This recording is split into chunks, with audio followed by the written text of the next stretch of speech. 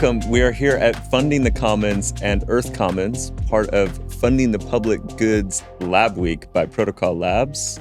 Thank you for joining us. We are joined by some amazing repeat guests on the Ma Earth channel, Jessy Kate Schingler, Austin Wade Smith, and Tony Lai. Tony, I want to put you in the hot seat first because we just had a great conversation with the organizers of Funding the Commons and Earth Commons. You were sorely missed. We only had space for 3 other folks, and so you kindly volunteered to give up your seat, but you've been a key part of weaving a lot of the speakers and attendees here together. So maybe frame at a high level what's happening and, how are you viewing these things? Well, I want to give a big kudos and sort of thank you to the Earth Commons team, Beth, Oren, David. They have done an incredible job of just keeping this flow of public goods focused events like really, really buzzing. This flow has been, going from Paris to Berlin to Asia, going back to Asia later this year, I understand, but bringing it here to the Bay Area was something that for me was special, I think, because many of us who've been a part of this are from here, or call this a home. And for myself, having had the chance to sort of shape a research group at Stanford, knowing this was at Berkeley, it was always interesting to sort of bridge that divide, right? It's, I think, part of our joy space is sort of these intersections. And so the chance to have a combination of my sort of annual gathering of my research group alongside Stanford Future Law a few days ahead of this, and have friends who I would sort of invite to that also be weaving in with this gathering, was just something Beth suggested, actually. I said I was doing it, and she's like, oh, that's brilliant. We're doing Earth Commons straight afterwards. And actually it was going to be conflicting, and I was able to change the date. And so it all worked out beautifully. And part of the idea was that Funding the Commons has this sort of AI and then open web sort of pillar, set of pillars, and we could provide a sort of a third leg of law, or computational law specifically, and so sort of bring this angle of this idea of redesigning institutions, redesigning governance from that perspective into this mix, and then with the whole sustainability blockchain summit sort of weaving in, and the focus of our research group at Stanford, really honing in on these Earth Commons, Earth data. I mean, our gathering just before the pandemic was called Earth 2030 and was very much about data interoperability with respect to climate. And Martin Weinstein, that was the first time he joined us, and he's become a very dear friend of all of us. And so it's just wonderful to have this opportunity to weave this invitation from the Earth Commons group. And I think part of the joy of these two events being together now is that we've continued to weave these patterns of both relationality as well as, I think, the substantive underpinnings. And it's so exciting how this year seems to be the year when a lot of stuff that's been going on in the background is starting to, now we can publish, now we can sort of put it out there, get comment. And I want to turn it over to Austin because he published a seminal article on ecological institutions, which is sort of playing with the title of the conference at Stanford that we held, Institutional Ecologies. I think they're obviously related. They're playing into this idea of redesigning governance in a sort of more life-respecting way. But maybe, Austin, you can sort of tell us about how you have been working on this for a while with the Earth Law Center and others, and then this is the time now to sort of put that out and get feedback. And Sure.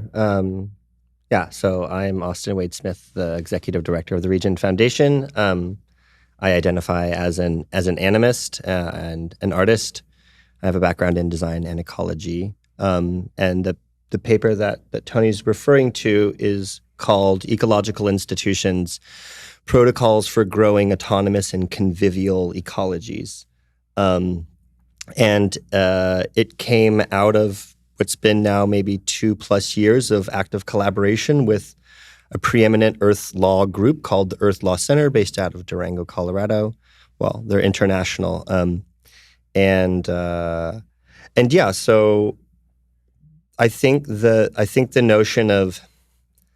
notion of rights and personhood for the more than human world is something that is incredibly intuitive to most people. Like it intrinsically makes sense. And my family members who I haven't seen for a while, when we catch up, they ask me how that project I'm working on is going, because it has sticking power. It's sticky because it's maybe a novel moment in the creation of contemporary like social infrastructure and technology where a pattern has been formed that seems like it's pointing back to knowledge that we have always known.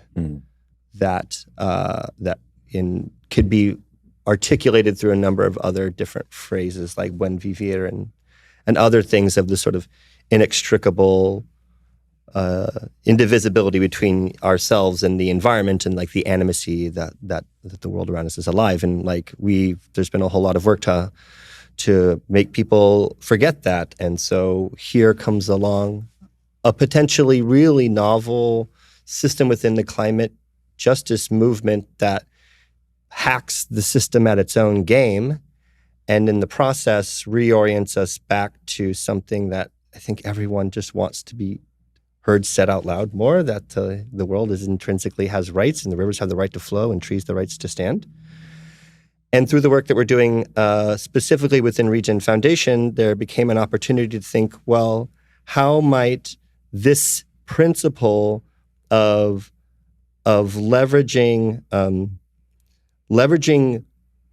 institutional forms that beat these systems at their own game, how might they be compounded together beyond the domain of law specifically into the space of information technology, politics, and economics. And at the Regen Network more broadly, in the Regen Foundation, in my sort of corner of the world, we explore the role of decentralized protocols around that, particularly around ownership, governance, and sensing, around ecological data, et cetera. So, in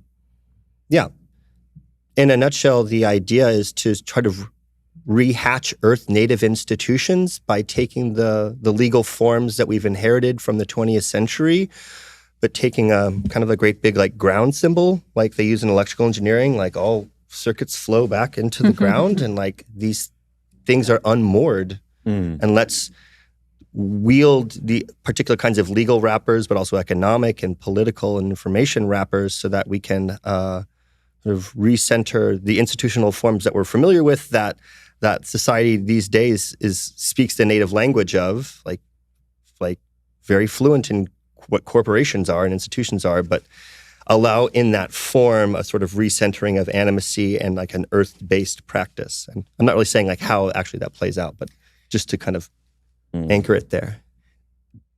The idea of institutional forms being open to a more ecological interpretation, I think, is one of these patterns that we're talking about remembering. And Jessy, you and I, we've been playing in this space of institutional forms. We've been seeking to reimagine, find a new dream, in a sense, of what institutional forms emerge from, even. And this is related to this idea of the exstitution that we, I think, both talked about on our previous discussion, no doubt. But this idea of an ecology from which institutions might emerge from, this idea that maybe those institutions might be more minimum viable institutions that do just enough, but the point of them is to provide more capacity to the exstitution and maybe to the substrate. Is another word that was talked about. Maybe the exstitution emerges from the substrate, and so the institution as a sort of a minimum viable form is about enabling these more qualitative, maybe more unmeasurable aspects of what an exstitution or a substrate might represent. For example, in terms of relationality, animism, stories, and qualitative belonging, that maybe serve some function in an alternative vision of well-being, healthy institutions or healthy societal coordination mechanisms. And so in that context, one particular aspect of this sort of institutional form design that you were talking about was exclosures. And I just want to reference, I was talking just earlier with someone who is very deep in movement building, who was there, and he found the idea of exclosures as a pattern for movement building very, very powerful. But yeah, maybe you want to talk a little bit about how you see that piece. Yeah, I mean, I think there's like a ton to riff on here, of course, and actually, I mean, one of the things that I was thinking about is just to go back to the Stanford event that we held this week, and then the link to here. What's so cool about the piece that Austin that you put out just before we all came together is that it's this invitation into thinking about, of course, ecological institutions and how we could better reflect the natural world in our institutional forms. And I think the kind of dialectic process that's happening across these events and as a kind of reflection of the broader conversation that's happening in the world at the moment is the fact that now we're also getting to ask, and how might that reshape the kind of DNA of institutional forms themselves, which is why it's cool that the Earth Law Center was involved with that, because so much of the rights for nature work and ecocentric law is, I think, is cool in and of itself. Obviously, I'm very inspired by that, and I'm kind of working on that. And I think it's this deep reference point also for thinking about the future of law and technology and artificial intelligence in particular.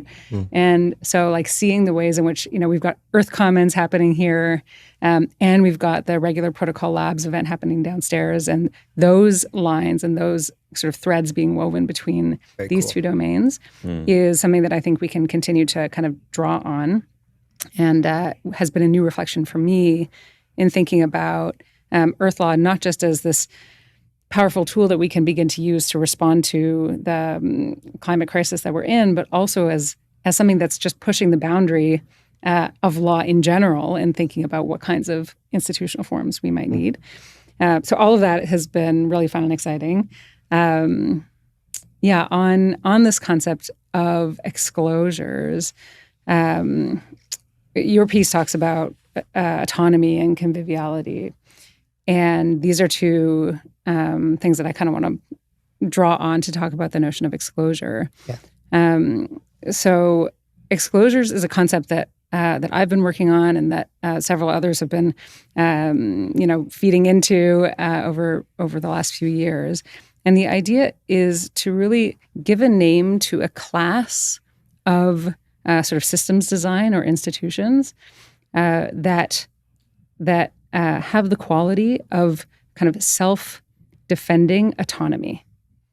And there are many examples of kind of autonomy in the world, but we tend to treat them as one-off examples. And what we don't do is to look at them as a kind of a class of system that could be studied in their own right in terms of their characteristics and their kind of typology.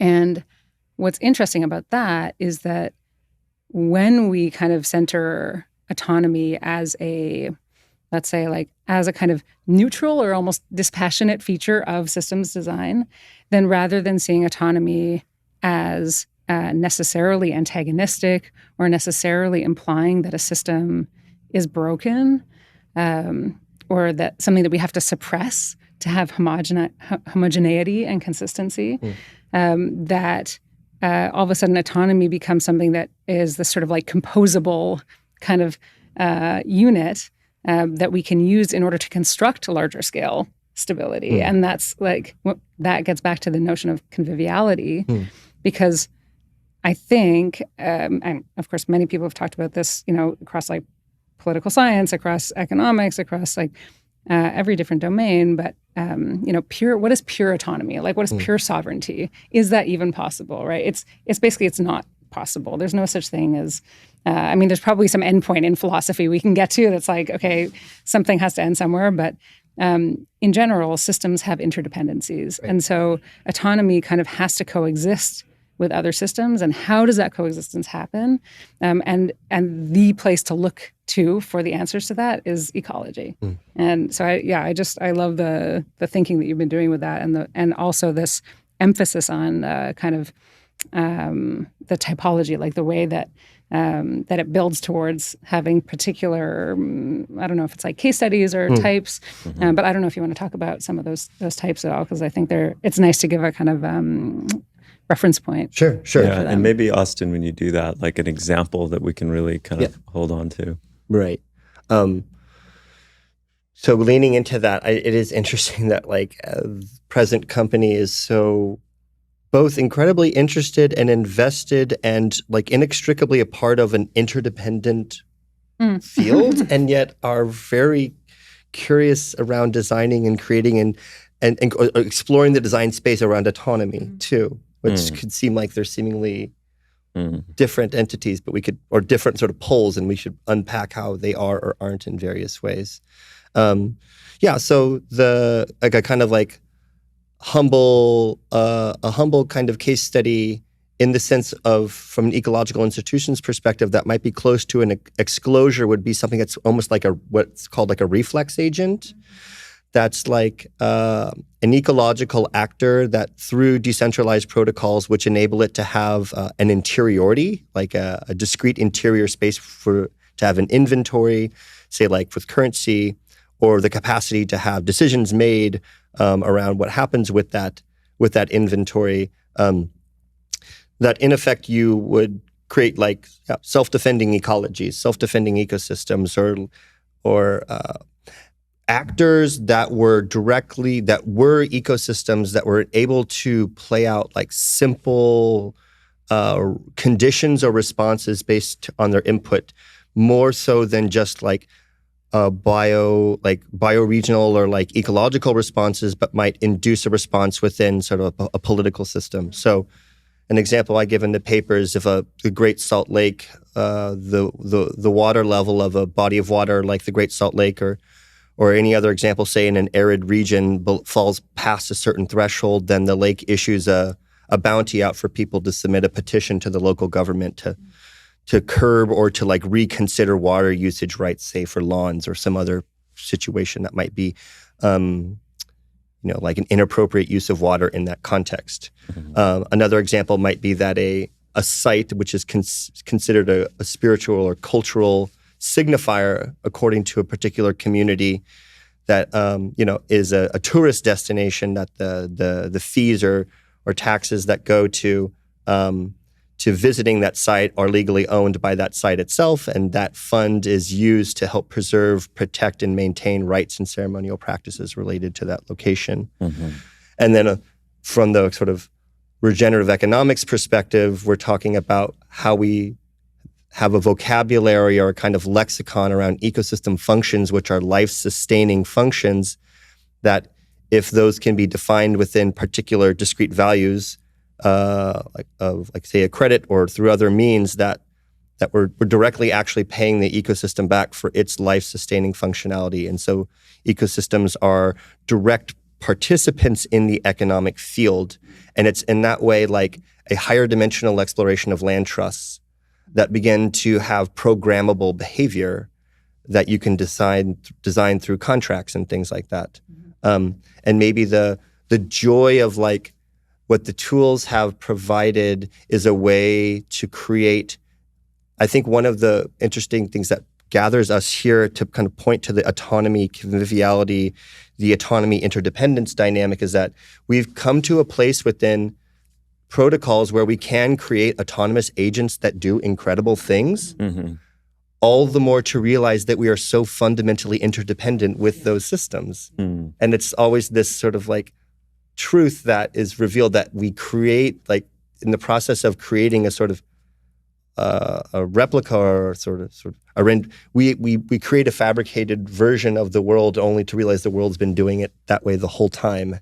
So we've now created the ability to make autonomous systems only to realize that we are forests, and that we are rivers, and that weds us back. And it's like this fun paradox. It's like reprogramming ourselves as forests. Yeah. Because, I mean, this idea of ecosystem services as encompassing legal and political action is this whole idea of a regenerative institutional or replace the word institutional with economic or political, right? So we're creating a regenerative political ecology where people can be incentivized to participate on behalf of the Salt Lake or on behalf of Mount Taranaki, right? And so people themselves in these relationalities are, being programmed into conviviality. Almost it's programmable conviviality facilitation, or just call it programmable weaving, maybe, because we're talking about fabrication, right? So I think that this piece of a commons is essentially what we're trying to unfurl, the idea that our political and institutional and legal action can be a commons as well, and can be coordinated through transparently co-designed, programmed, things that we help us to figure together. Smart contracts, wise contracts, wisdom contracts, whatever you want to call them. It makes me think about the examples from Aotearoa of legal personhood and how I think they're this really rich example of kind of like traditional Western law meets the kind of tikanga reasoning of nature's law, and so it's I wonder if it would be neat to kind of dissect it as an ecological institution example.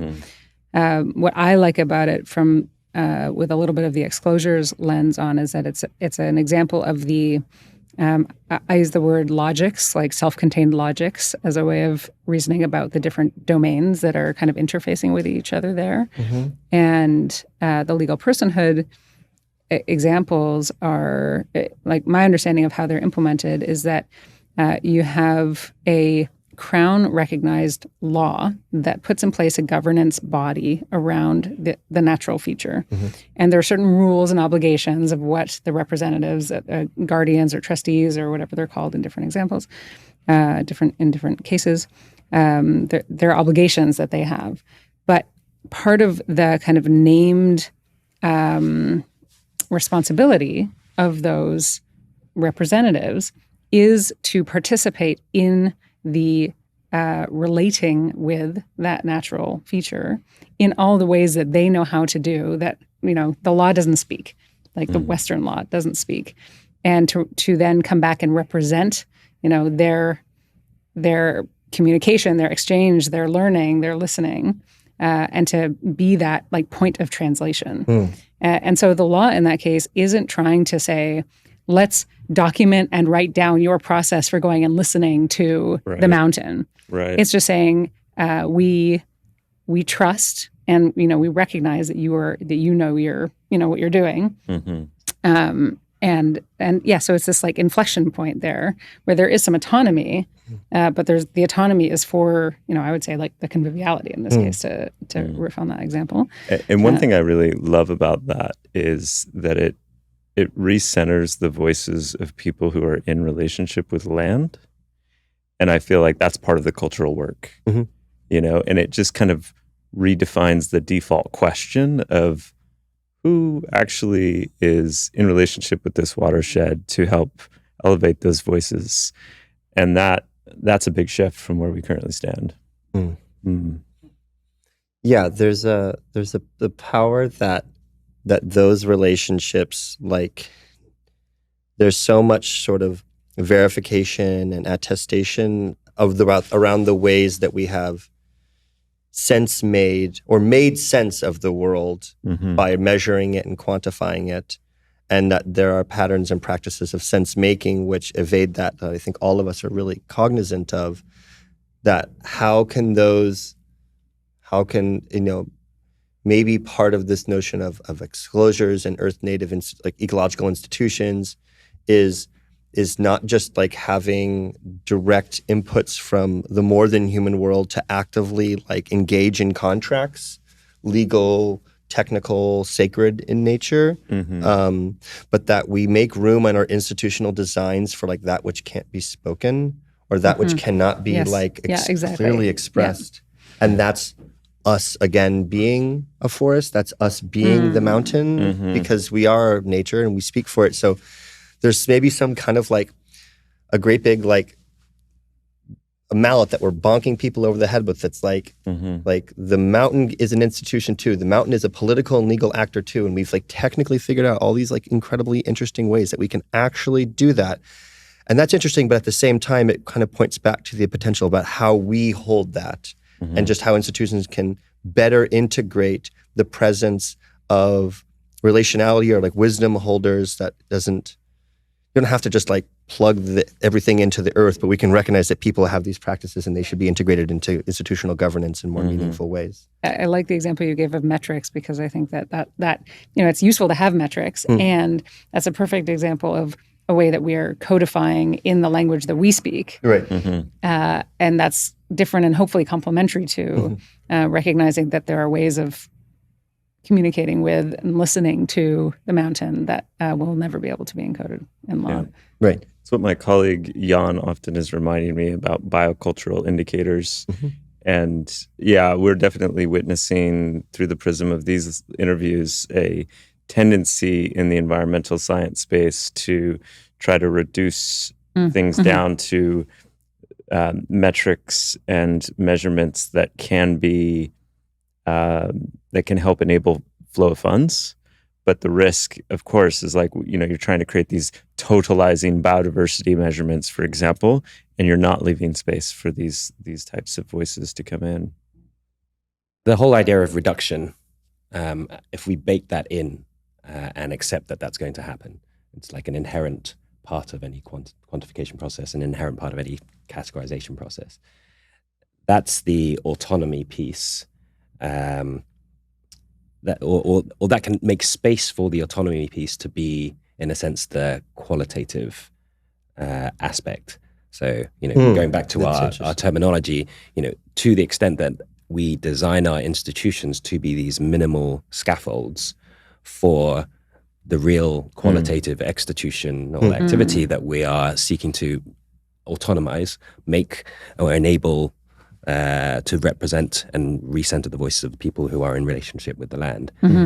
This is then part of the dynamic of the planetary health intersection that we had just before the Stanford gathering. So we had, I'd say, a dozen or so folks at the planetary health gathering, Zargham, Jordan Shannon, who was leading it, a fair flow of folks we've had on the podcast about Marco Schletz, thinking about well-being from that community level perspective. And I think when we think about metrics and measures, they've been thinking a lot, obviously, about the medical and health and well-being metrics, but that whole conversation, in the sense that it ties and connects to climate health as well as public health and medical health, opens up this space for thinking about wellness on these more qualitative levels. Their discussion around mental health and its intersections with forest bathing and just being in nature, that again is somewhat measurable, but again it moves into these qualitative dynamics of just being healthy in many ways, and then opened up that space for us to then also think about what are healthy institutional ecologies, what are healthy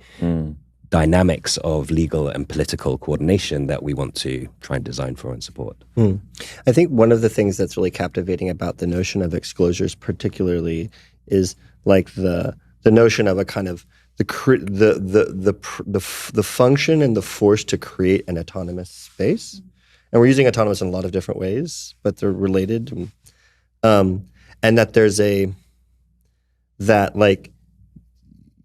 order to be heard, you must speak the language of those who you want to listen. So we're building institutional forms through which we're speaking the language of the kind of encroaching powers that be to make them U-turn or like hold back. Yes, holding exactly, a line. Exactly. And in that space, in the line that's being held, like I think of it like a circle, this kind of like cellular in nature, or think about everything like cells kind of, but in the space that's created by creating these existing social forces, you turning around, you create that space for which is not necessarily like an easy metric or quantifiable, and like protecting that realm by which it might not be legible to other spaces. And would be sort of corrupted in an attempt to make it legible. Right.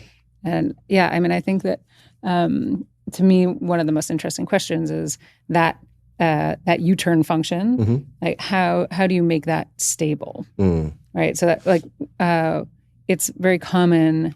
I mean, there's so many examples, but like often when we try to create spaces of autonomy, we do so through like brute force, Right. right? It's sort of like we're holding like a front line, and we're just gonna like try to be like stronger than the other side. And energy is being expended, maintaining Yes, that. it's Like costly. active effort. It's right. costly, and so there's a I think what the idea of Exclosures invites us into and allows for is this kind of interrogation of like maybe there are ways to design that interface in a way that is naturally stable Mm-hmm. and therefore self-defending, because there is I kind of have a hunch about a few different like types there, about like in some cases there's a mutual exchange of like each side needs the other for some reason, right? And so there's this kind of like natural balance point in between that creates an interface.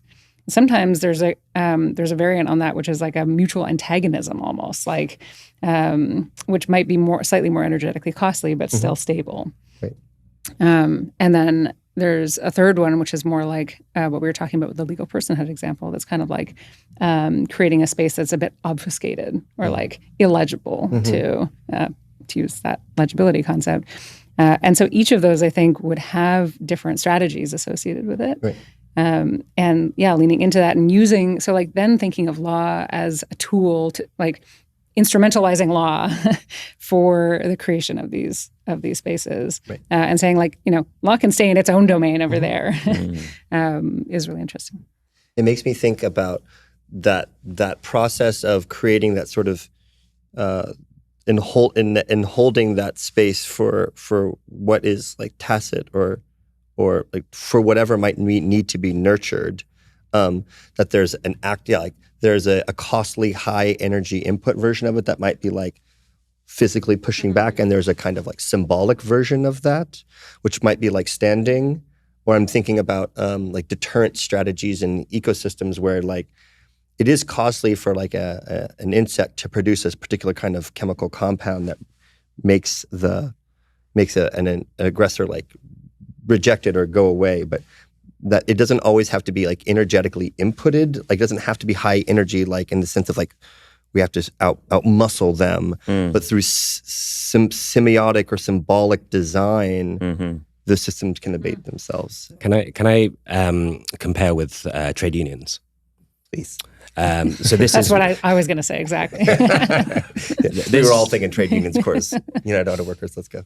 The idea of deterrence and the need to not expend resources every single time on acting, but you're just collectively organizing and creating the semiotics and semantic framework, not just internally, but also externally. And this is the Exclosures part. Right? And so as a trade really union, cool example, by collectively organizing and dynamically communicating responsively within an ecology of employers and corporate capitalist profit drive, this information, it doesn't require you to strike and like exert the cost of that each time. And so in a similar way, this pattern dynamic of shared prediction value, essentially shared organizing and the prediction value that you have internally as well as externally starts becoming the legibility framework when we start thinking about, for example, insurance mechanisms. And again, one of the interesting institutional dynamics we were able to have at Stanford was that we had the computational insurance sort of workshop happening alongside, and we deliberately sent Zagam and others out to go and sort of like have those intersectional pieces, because Zagam's thinking all about institutional ecologies from that sort of financial and risk management perspective as well. And so I think thinking about the conversation you had with Martin Stucktai and like the financial like balance sheet legibility pieces, and these are the kinds of, I think, dynamics of union-like collective organizing dynamics that might again start just to create the right deterrent effects or create the right collective momentum that and again we get to play also with regulatory authorities and disclosure requirements, and these can become the sort of union-like patternings that allow for the deterrence and the vision and the sort of like the honey to be sort of like drawing the ants in a sense. Cool. I love this conversation so much. I want to give space to, invite people who are listening and tracking to go in and dive into some of these rabbit holes further. So, we've referenced the paper. We'll put a link at the top of the show notes to that paper. How do people get involved with eco-weaving and with the initiatives that you're also both involved with? I can use it as an excuse to provide you with a link to something about Exclosures. So that's an amazing and terrifying excuse. Thank you for that. But maybe something else to just touch on is that Tony and I, with Mother Tree Labs and with the Earth Law Center, have been thinking about sort of like looking at the evolution of law as a practice and kind of putting together new pathways for studying law that would create, I'm not going to say an exclosure, but an exclosure outside of the law school kind of direction to create an opportunity for people to study law without going to law school in a community of other practitioners that are interested in some of these values and themes and kind of approaches. Cool. And so we've set up, the apprenticeship itself is something that just exists independently. That is UK-based pathway for folks who have a degree already. But the Earth Law Center, with the Earth Law Center and with Mother Tree, we're creating a kind of institutional home for people to collaborate with each other and support each other in kind of pursuing these new approaches to thinking about like law as interface, basically, is kind of what we're talking about. Yeah. So we'll offer a link to that Great. as well. It's it's one of the more exciting experiments that we're getting to really conduct together, like thinking about. And you all are kicking this off in like May, right? Pretty soon here? Right. Yeah. Yeah, awesome. we'll be going to Durango with Grant. Nice. And a team of, I think, more senior lawyers who are coming to learn about becoming earth lawyers as well. So we'll hopefully have a framework for potential mentors for a lot of the apprentices who, again, we've had interest from some of these land stewards who are on the ground and who are very interested in being empowered with the sort of the legibility tools of what they've already been doing in many senses. But again, having that the ability to provide the defensive layer in more sort of credible, legible ways. They've already been doing it in so many different ways, and we're really just seeking to help them have more tools and more empowerment patterns for the communities that they're already working with. So Amazing. So it sounds like it's like enabling infrastructure for kind of accelerating this transformational sets of approaches to law and earth jurisprudence. Yeah. Beautiful. Any other final calls to action, Austin, of how people can get involved and follow along Regen? Well, as part of thanks for asking. As part of the Ecological Institutions Initiative, we've sort of outlined the frame of it and tried to formalize it from first principles in a way that I think makes sense across a wide range of different potential interests. And now let's build them. Let's make them. So if you know of an initiative that feels like aligned or kindred to forming these kinds of institutions, whether they're in the United States or elsewhere, if they're actually dealing with like legal personhood, which there are many examples, and it feels like there's a clear relationship of like human environmental stewardship or guardianship happening that like would be a test ground to experiment with these ideas. Like I would love to talk with whoever would like to pilot these, because now we're in the phase of circulating this with as many human beings and non-human beings as possible to play out what that looks like and iterate in a sort of in a way that's appropriate. So yeah, we want to prototype and play. So if you're interested in any of those, you can find me through the Regen Foundation, and that's my CTA. Can I add something Please. to that? Get in there.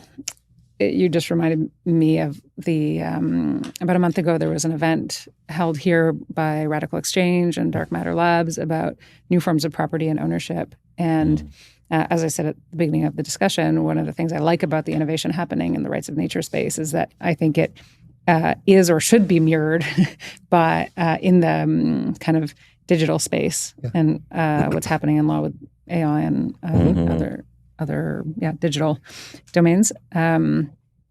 And so one of the conversations that came out of that event was about kind of like templating new forms of property ownership. Cool. Yeah. That I think is beyond just nature applications, but includes that. Mm-hmm. And what I think is exciting about that is, like to your point about like, well, let's try it. One of the things that we saw happening was that, we all kind of probably sit around and think about new institutional forms, but then you get to this point where you're kind of like, we think it's a good idea, but there's no precedence. There's no, the only way to really test it is to like get sued if somebody doesn't like how you did it, right? So or see what happens during tax season. Exactly. And so what's been emerging is the idea that we could bring together lawyers who could kind of give eyes on some of these institutional innovations, as well as people who are kind of committed to trying out some of these new institutional ideas together into a kind of studio of some kind. Cool. And so I think that I guess I'm bringing that up partially so that folks who are thinking about this in a domain that's maybe complementary to land projects, but again in the digital domain, or obviously there's so much innovation happening around DAOs and how DAOs speak to the kind of traditional legal system that I think this could be a place to play with that as well. Very Amazing. cool. Excellent. Well, we'll put a link also in the show notes to the New Forms of Property Ownership Radical Exchange. It's just published materials out about that. And thank you all. Thanks for watching. This is a conversation happening at Funding the Commons and Earth Commons, the Funding the Public Goods Lab Week by Protocol Labs. We are grateful to Protocol Labs for enabling the space and us to all be weaving together. All three of these brilliant minds and hearts have interviews that have been published on the Ma Earth media channels and platform if you want to go deeper. And also just to shill the many rights of nature threaded conversations we've been having, including Grant Wilson from Earth Law Center, Natalia Green from the Global Alliance for Rights of Nature, and some amazing indigenous Maori voices from Aotearoa, including my colleague Jan Hania talking about what's happening with Mount Taranaki being granted legal personhood and owning assets, and some of the journey that's been taking place there. Erin Matariki Carr, who's of Tuhoi descent, about Te Uruwera, the rainforest that owns herself. Jessica Hutchings calling for rematriation and legal personhood for soils, a very unique conversation that's happening in Aotearoa, as well as a new conversation that's just about to come out with Manu Kadi, and he's also doing work around plant IP and ownership of trusts and legal structures owned by native plants in New Zealand. So Cool. Lots of fun content for you to explore. Thanks so much for watching, and we'll see you next time. Ooh, thanks, Matthew. Thank you. Thank you all. Appreciate it. Cheers.